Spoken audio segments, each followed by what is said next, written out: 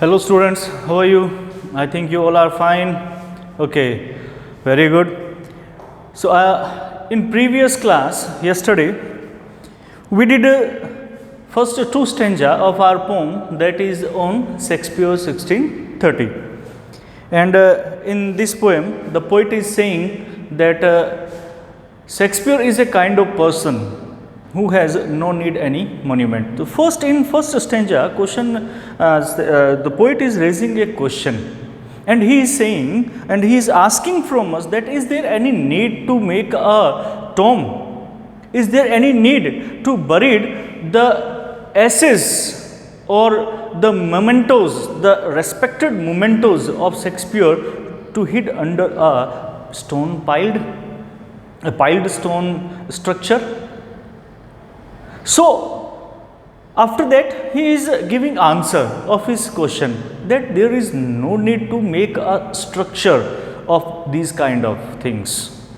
There is no need to make a tomb or pyramid for Shakespeare, because he has already made his own live long monument in our heart through his writing. After that he is saying, the poet is saying here, that this kind of structure is a very weak witness in front of Shakespeare, because Shakespeare is a kind of person who has no need of any tomb, or who has no need of any introduction, because he is in everybody's life. Everybody who is fond of literature, or who is reading any type of literary works, he definitely reads Shakespeare in his life. So that's why there is no need to remember Shakespeare as a monument, or in the memory of monument or tomb. So all these things he asked in the two stanzas. So I am repeating all those four stanzas in a continued way, so that we can continue the last two stanzas. Okay. What needs my Shakespeare for his honored bones, the labor of an age in piled stones? कि कड़ी परिश्रम करते हुए, कि with the labor of ages we built a stone pile, a piled stones structure just to hid his ashes under it. Is there any need of that? कि क्या एक आवश्यकता है कि एक ईंटों का स्ट्रक्चर बनाया जाए और उसके नीचे जो एक सम्मानित जो शेक्सपियर है उसकी एशेज़ को, उसकी राख को उसके नीचे दबाया जाए और उसकी याद में एक पिरामिड या एक ईंटों का स्ट्रक्चर बनाया जाए, ढांचा बनाया जाए? क्या ऐसी आवश्यकता है? और that his hallowed relics should be hid, या फिर his respected mementoes should be hid under a star ypointing pyramid?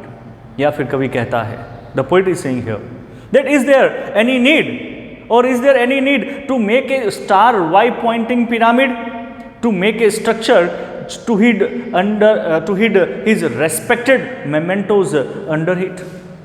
कि क्या एक स्टार वाई पॉइंटिंग पिरामिड, यानी कि एक जैसे पिरामिड जो पुराने समय के अंदर बनाए जाते थे, कि क्या इस तरह के किसी एक पिरामिड के बनाने की आवश्यकता है कि जिसके अंदर उसके स्मृति चिन्हों को जो है रखा जाए? नहीं, ऐसी कोई आवश्यकता नहीं है, क्योंकि what needst thou such dear son of memory great heir of fame? तो कवि कहता है, the poet is saying here that he is a son of memory. He is in everybody's memory. That's why we can say he is a son of memory, great ear of fame. He is an ear of fame. Ear मतलब उत्तराधिकारी. He is ear of fame. वो उत्तराधिकारी है प्रसिद्धि का. प्रसिद्धि का उत्तराधिकारी means he is so famous in his life. Does what needest thou such weak witness of thy name? When a person is already in everybody's memory, when a person is already so much famous, then is there any need to make a such pyramid that is so weak in front of his name? कि क्या एक ऐसे व्यक्ति जो बहुत ज़्यादा प्रसिद्ध है उसके सामने ये क्या कोई मायने रखता है कि उसके लिए एक पिरामिड बनाया जाए, एक टॉम बनाया जाए, एक स्ट्रक्चर बनाया जाए?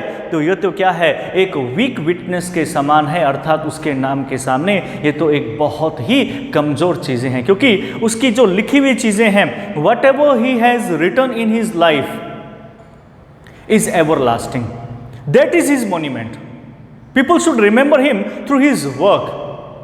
So that's why the poet is saying that if we make any kind of structure in the memory of Shakespeare, it will be very weak in front of his name. ये बहुत ज़्यादा कमज़ोर है उसके नाम के सामने. क्यों कमज़ोर है? क्योंकि with the time passes, as the time passes, the monument would be vanished और वुड बी ruined. कि जो मोन्यूमेंट्स हैं वो क्या है, खंडर में तब्दील हो सकते हैं. It can be changed in ruins, but his literary work can't vanish from this world. इस संसार से उसको कभी गायब नहीं किया जा सकता, वो कभी ख़त्म नहीं हो सकती. तो इसीलिए कवि कहता है कि उसके नाम के लिए ये सब कमज़ोर है. इसके नाम के सामने उसने खुद ने इतनी प्रसिद्धि प्राप्त कर ली है कि ये सारे जो टॉम या पिरामिड्स या जो भी हैं ये सब उसके सामने बिल्कुल एकदम से शून्य है. After that the poet is saying, for whilst to thy same of slow enduring art, thy easy numbers flow and that each heart. What is the poet saying here? कि for whilst, for means because. Why all these are so weak in front of his name? Why these are weak witness in front of his name? Because whilst to, this one is thy means your. It is very shameful for you to slow endeavoring art. Slow धीमे, endeavoring endeavor करना, किसी को जो है वो ग्रहण करना कोई चीज़ को या उसकी प्रशंसा करना हम ये कह सकते हैं. ठीक है, तो स्लो एंडोवरिंग आर्ट. आर्ट मतलब कला. अब यहाँ पर वो क्या कह रहा है? स्लो एंडोवरिंग आर्ट का उसका मतलब क्या है? The structure that is made और बिल्ड अप वेरी स्लोली.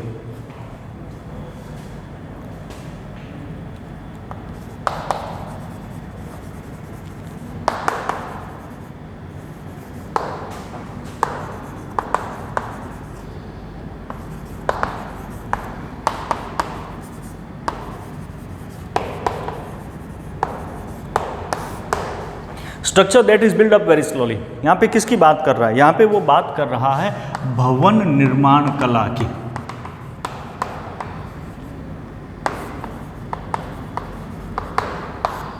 भवन निर्माण कला की, क्योंकि जिस प्रकार से भवन बनाए जाते हैं, उनका निर्माण किया जाता है कि and the type that building is made और build up, this work is going on very slowly. ये काम जो है वो बहुत ही धीमे धीमे जो है वो चलता है, आगे बढ़ता है.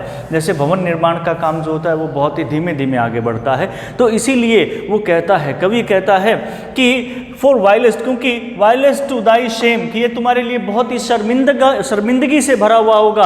ऑफ स्लो एंडोवरिंग आर्ट, कि तुम्हारे लिए एक बहुत ही एक स्लो एंडोवरिंग आर्ट के समान होगा. अर्थात तुम्हारे लिए किसी भवन निर्माण को बनाया जाए और वो भी बहुत ही धीमे धीमे, तो ये तो तुम्हारे नाम के सामने एक बहुत ही शर्मनाक सी चीज़ होगी, क्योंकि तुमने तो बहुत तेज गति से जो है अपनी प्रसिद्धि प्राप्त की है. You get fame in a very rapid speed. Your pace of getting fame was very fast. So in front of your name, in front of your fame, this type of slow enduring art means this type of this type of structure that is made up very slowly is a very weak witness in front of you. So the poet is saying here कि for whilst to thy shame of slow enduring art, thy easy numbers flow, and that each heart. That this is very shameful in front of you, that in the memory of you, this type of structure should be made that is built up very slowly, because thy easy numbers flow. Thy means your. Easy, आसानी से. Numbers means here written work. The work that had been written by the Shakespeare, जिन्हें लिखा गया था किसके द्वारा?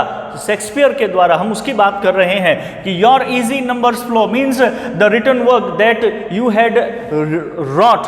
had written in your life is flowing. Flowing means going fast, बहुत ही तेज़ गति से आगे बढ़ना, means is going very fast in front of the readers और is getting so much fame very rapidly, कि वो क्या कर रहे हैं कि वहाँ पर बहुत तेज़ गति से अपनी प्रसिद्धि जो है उसको प्राप्त कर रहे हैं। तो कहता है कि ये जो तुम्हारे सामने है बहुत ही शर्मिंदगी से भरा होगा कि तुम्हारे लिए धीरे धीरे जो ऐसे ढांचों का निर्माण किया जाए, क्योंकि द ईजी नंबर्स फ्लो, कि तुम्हारे जो द्वारा लिखे गए जो बुक्स हैं या जो रिटन वर्क है वो बहुत ही तेज़ गति से जो है वो आगे बढ़ते हैं। एंड दैट ईच हार्ट, और heart, each heart means every reader,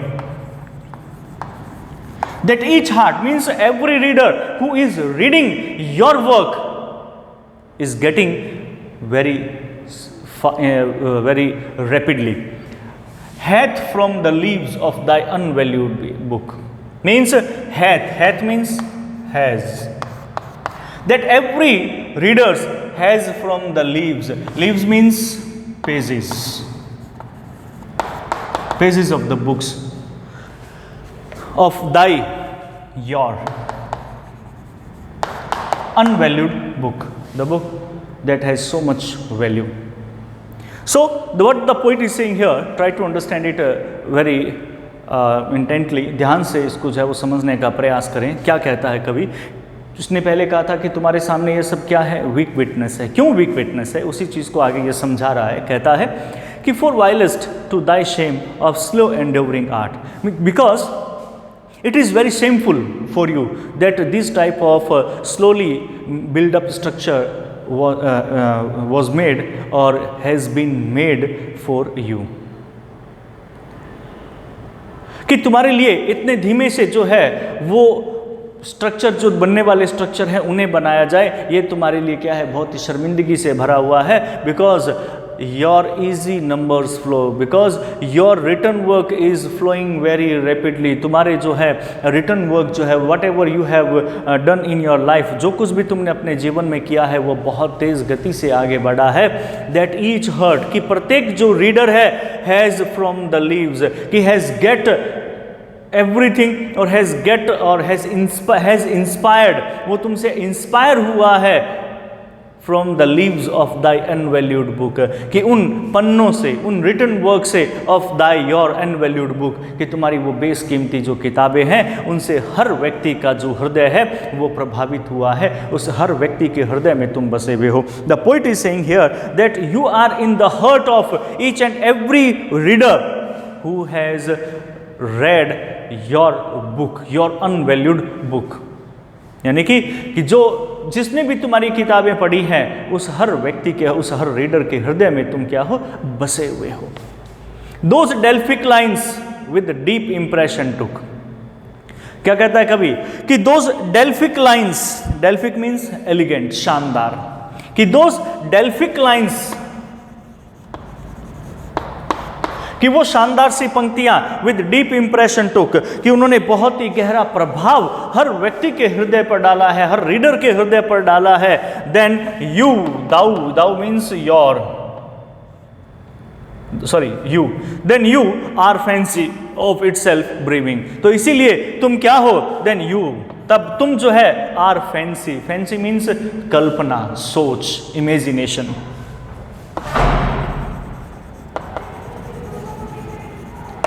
Then you are in the imagination of ours, कि तब तुम क्या हो, हमारी कल्पना हो। कहता है कि then you are fancy, कि तुम तो हमारी क्या हो, कल्पनाओं में बसे हो। of itself breathing, जो कि अपने आप में क्या है, हमें आत्मविभों जो है विमोह कर रही है, अर्थात हमें खुद को जो है वो आपके तरफ प्रभावित कर रही है। does make us marvel with too much conceiving, तो क्या ऐसे व्यक्ति के लिए जो हर व्यक्ति के हृदय में बसा हुआ है, for a person who is in everybody's heart, does a monument make for that kind of person, so does make us marvel, कि क्या हमें एक मार्बल से मतलब पत्थर से बनी हुई एक जो है कब्र जो है वो उसके लिए बनानी चाहिए, with too much conceiving, कि बहुत ज़्यादा जो है कंसीव के साथ में। कंसीविंग से मतलब यहाँ पे क्या है, विचार, थॉट्स को लेकर के इसने कहा हुआ है। कंसीविंग मतलब थॉट्स, कि इतने सारे विचारों के साथ में क्या हमें उसके लिए एक मार्बल की जो स्ट्रक्चर है वो बनाना चाहिए। And so sepulchred in such pomp dost lie. Dost means does. तो कहता है कि एंड सो, तो और इसलिए sepulchred means a place where a dead person buried, कि एक व्यक्ति जिसे जहाँ पर दफनाया जाता है उसको स्पेलकर्ड कहते हैं, a place of dead body.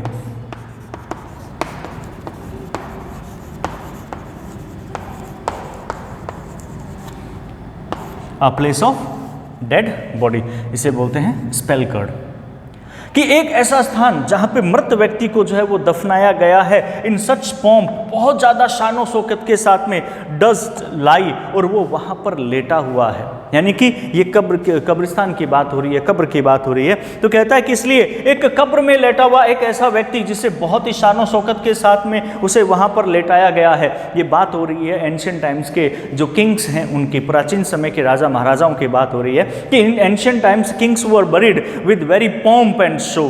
राजाओं को बहुत ही शानो शौकत के साथ में जो है वो वहाँ पे दफनाया चाहता था। वो जिनको इतने शानो शौकत के साथ में दफनाया गया, वो भी ये चाहते हैं कि हम एक ऐसी प्रसिद्धि प्राप्त करें जो शेक्सपियर ने प्राप्त की है। दैट किंग्स, वो राजा जो है वो भी ये चाहते हैं, फॉर सच ए टॉम, कि हमारे लिए एक ऐसा मकबरा बनाया जाए, वुड विश टू डाई, कि जो मरने के बाद में जो है वो बनाना चाहते हैं, कैसा, शेक्सपियर के जैसा। That those kings also want to build up a monument for themselves as the fame Shakespeare get, कि जितनी प्रसिद्धि शेक्सपियर ने प्राप्त की है उसी प्रकार की प्रसिद्धि वो भी प्राप्त करना चाहते हैं। यही यहाँ पर कवि कहना चाहता है। यानी कि कवि कहता है कि एक ऐसा व्यक्ति, a person who has get so much famous, जिसने बहुत ज़्यादा प्रसिद्धि प्राप्त की है, ऐसे व्यक्ति के लिए किसी भी प्रकार का मकबरा बनाना जो है वो सही नहीं है। उसे तो हमें बस केवल अपने हृदय में याद रखना चाहिए। That kind of person should be remembered with his literary work, ऐसे व्यक्ति को उसके लिटरेरी काम के साथ में याद किया जाना चाहिए। ठीक है, तो ये तो थे हमारे पास में एक्सप्लेनेशन थर्ड पोएम का ऑन शेक्सपियर 1630। इसके बाद में हम फोर्थ पोएम का एक्सप्लेनेशन करेंगे अपने नेक्स्ट वीडियो में। और इससे पहले किसी भी प्रकार की कोई प्रॉब्लम हो, if you have any kind of problem, then you can send me a message during school time from 8:30 to 2:30. You can send me message, so definitely I will give you answer. I will reply of your questions. Thank you.